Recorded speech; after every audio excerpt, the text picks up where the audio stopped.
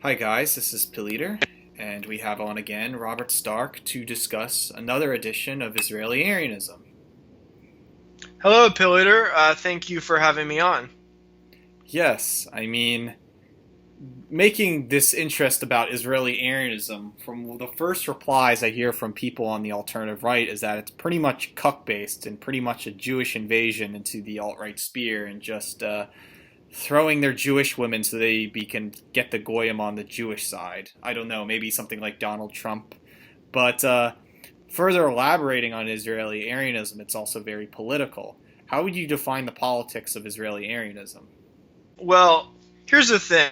AsianAryanism is opposed to generic white nationalists will oppose Asian-Aryanism because they say Asian-Aryanism advocates race mixing. But at the same time, Asian-Aryanism is in opposition to basically like a Chinese colonization of the West. Would you say that's an accurate description? I think that's true, yes, that you don't want the Chinese ruling over. And with the whole race mixing part, that's basically freedom of association, meaning that there's already these Hafu people that are here.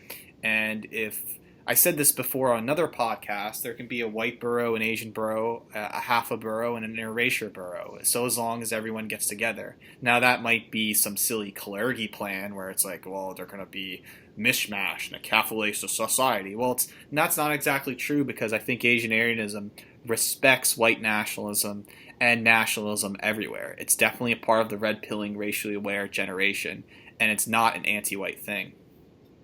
Yeah, and with Israeli-Aryanism, it basically meets those same parallels because it's in opposition to a political control by like the Israeli lobby over U.S. foreign policy or like Goldman Sachs over U.S. economic policy and a lot of the stuff in Hollywood, subversive, like anti-white propaganda that the alt-right complains about. But going back to that, like, look, what are all those movies you referenced? Like, Yeah. you can say that's degenerate Hollywood propaganda, but just look at the love interest in those movies. Yeah. I mean, whatever you say about them, that is like the ideal of beauty that most men see.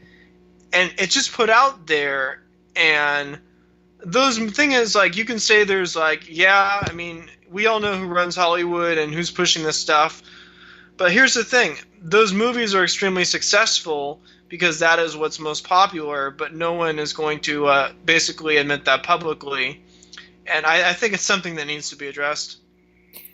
The thing right now is there's this divide between civic nationalism, the alt-right, versus the alt-right and pure racial nationalism. People like Vox Day have been open about racial nationalism. Even though Vox Day considers himself a mixed-race person, he is for the sacrifice of racial nationalism and for... Is he? I think he's part Native American. Yes, and he wants white nationalism to flourish, and eventually civic nationalism and the alt-right will just lead to a racial nationalism and awakening. Kind of like what Ryan Andrews wrote in The Birth of Prudence. Ryan Andrews' basic premise was that the white male Asian female couple was a bad thing, and even though it was a tragic love story, them breaking up, it's better off for the two groups to separate.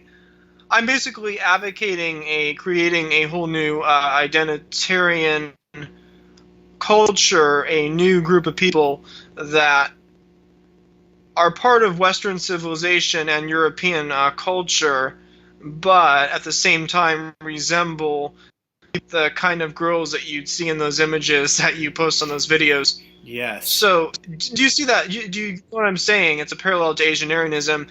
This would be a society that would, for the most part, be culturally European or Western. And I'm not advocating like Israeli control over the United States or... I mean, pretty much it would be culturally European, but the physical appearance of all the women in this society would resemble Pillager, you know it. Yeah, Nordic Just Jewish put blonde some looking names women. of like. If you want to, you should Though give them a I do name. have to object. I think. Yeah, yeah. Though I'm not. I thought it was hilarious you threw in Amy Schumer. I mean, I'm not. Yeah, I'm I don't. not really a fan of her. I find her No, vulgar, but I thought it was funny that you put her picture in there. I didn't even know that. I don't like Amy Schumer either, and I don't advocate what she does. And I think a lot of white girls actually emulate her behavior and call her as white, the same way Tim Wise is considered white and puts this anti-white propaganda on there. And so you have to make sure that if an honest person has to be open about being Israeli-Aryan. I strongly believe, too, that there's a lot of young, disenfranchised white males who look up to anime and Asian culture, and then they go get themselves a Chinese girlfriend, wishing to fulfill those desires. Now, according to the Ryan Andrews Well, narrative, okay, but how many of those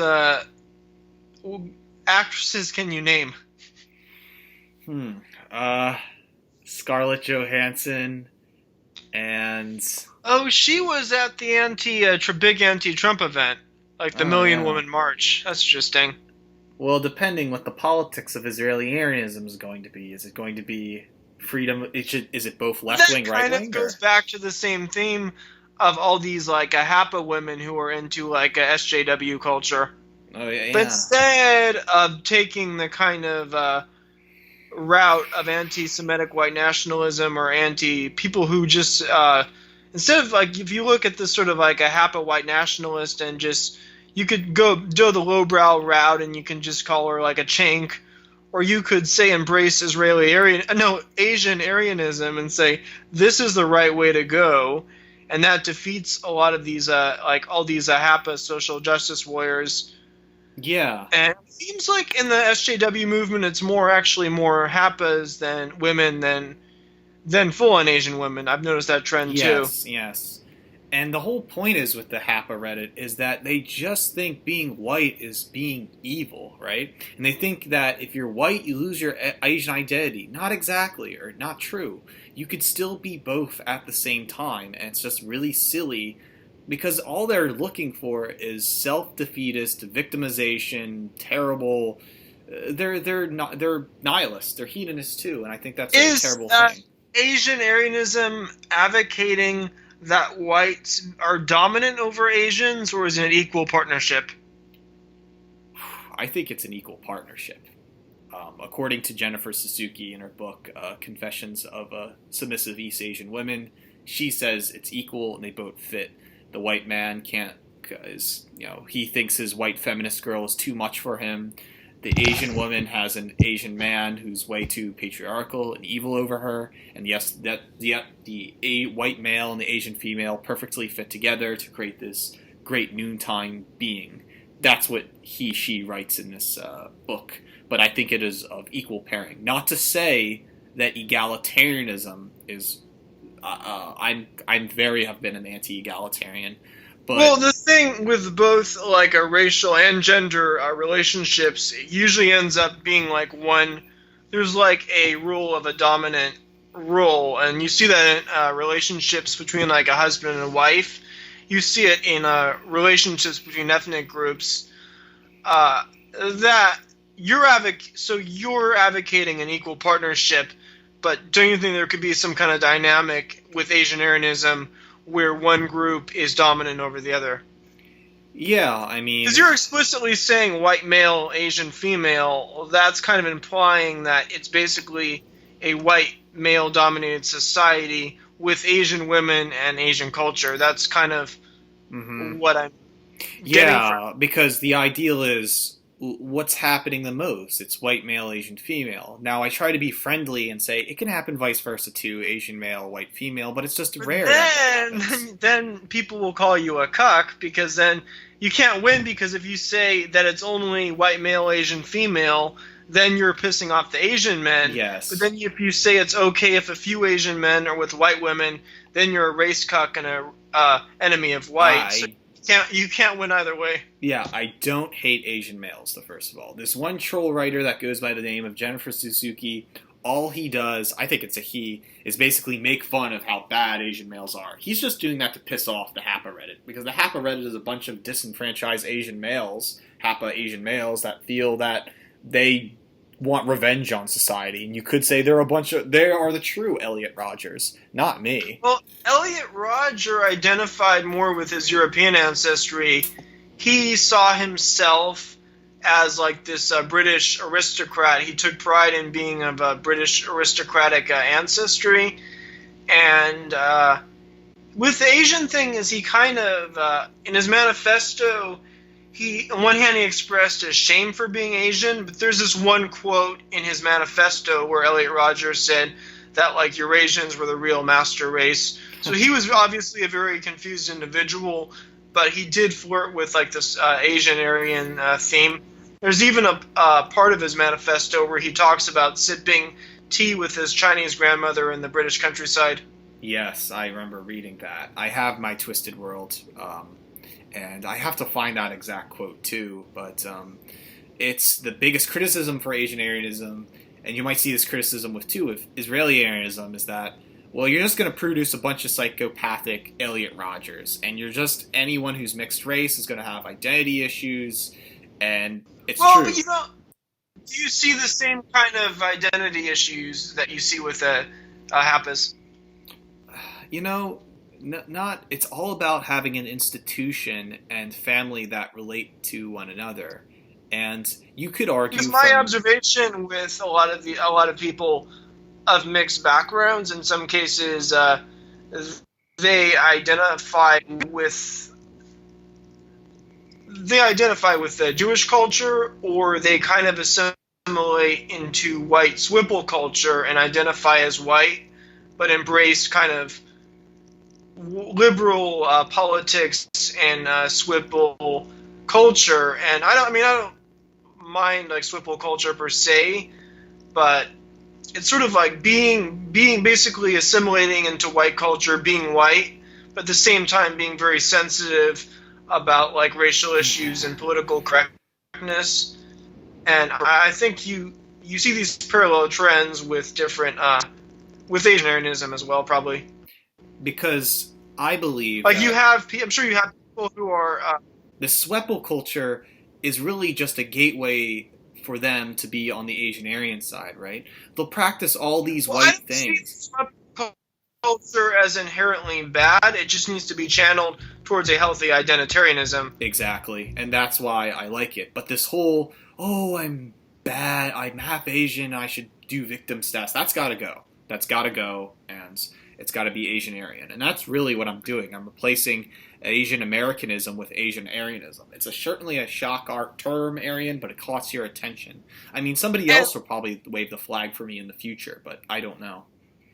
I just want to show visual imagery that is stimulating, and I just want to use the images of these beautiful images to entice people to join the movement.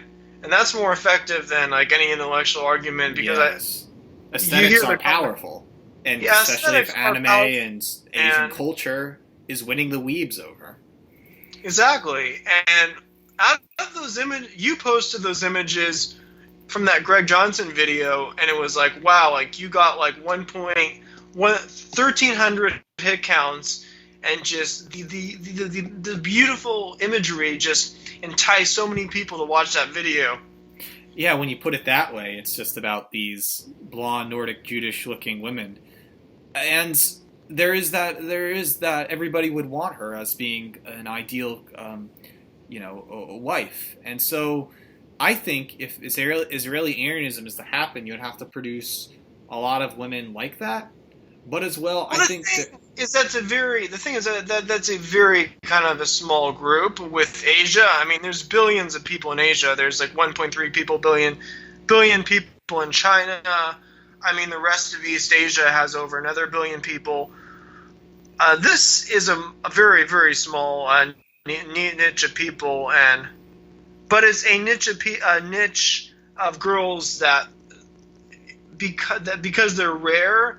That's what is enticing about that. I mean, every movie that's successful has to have that element to it, and I'm trying to accomplish that with the book I'm writing.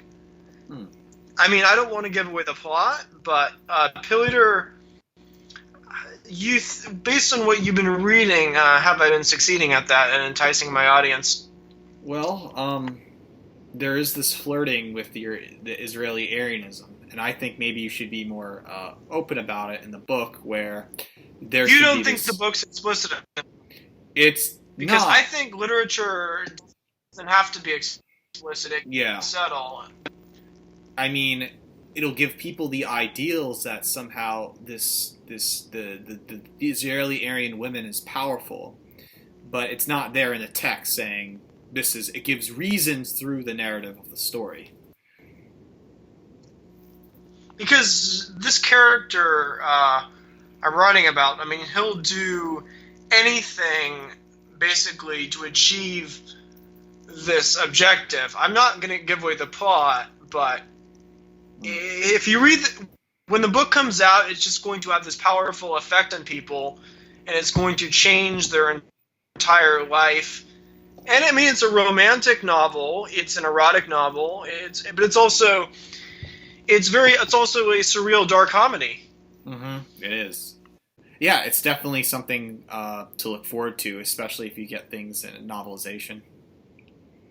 Well, we're reaching. Is there anything else you would like to say about the political aspect of Israeli-Aryanism and how it could influence and implement a society that is Israeli-Aryan? As far as politics go, I do think it's interesting to see. We were talking about this with Adventure Kid about blacks who are into like right-wing politics. How you have the kind of assimilationist, and you have like the kind of like black nationalists, like the Garvey types. I see the same dynamic with the Jews on the alt-right. You have like the Zionist, and you even have like a Kahanist. Then you have like assimilationist, and you see those like same dynamics. And the thing is, like with Zionism, in its not the sort of establishment version, but it's in its right-wing version, is about separatism, people going to Israel, expulsion of the Arabs, creating this own like pure ethno-state. That's like the right-wing version. Then the assimilationist model is just intermarrying into the kind of general Western white society, and eventually becoming totally assimilated and indistinguishable. And what I'm talking about is kind of creating something that is part of Western civilization, a unique culture and identity that also preserves like the unique beauty that imagery you're talking about. But at the same time, it's crucial that like Western civilization has to be dominant and address a lot of the concerns that you get from these alt-right types, because they're going to they're attacking me the same way that you're attacking you. I mean, you've seen those comments that you've been getting. Yes. So it's important to kind of create a clear, nuanced division. Exactly. Well, I think that's a good amount to cover about the politics of Israeli-Aryanism. We'll have to do something else, maybe about the economy, in the next podcast. Yes, it's been a great show. Thanks for having me on, Pilliter.